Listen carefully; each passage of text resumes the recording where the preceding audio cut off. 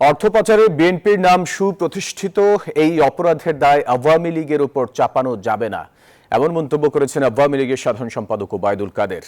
দুপুরে তেজগাঁওয়ে যুব ও ক্রীড়া উপকমিটির পরিচিতি সভায় ওবায়দুল কাদের বলেন, 15ই আগস্টের সঙ্গে জিয়া জড়িত না থাকলে খুনিরা দেশ থেকে পালাতে পারত না, ইনডেমনিটি হতো না।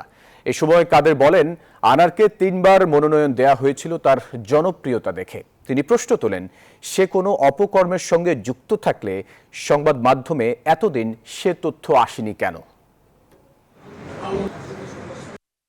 অর্থ পাচারের জন্য আপনারা বাংলাদেশে প্রতিষ্ঠিত অপরাধী, সুপরিচিত অপরাধী। অর্থ পাচার সিঙ্গাপুরে কে করেছে, আমেরিকাতে কে করেছে?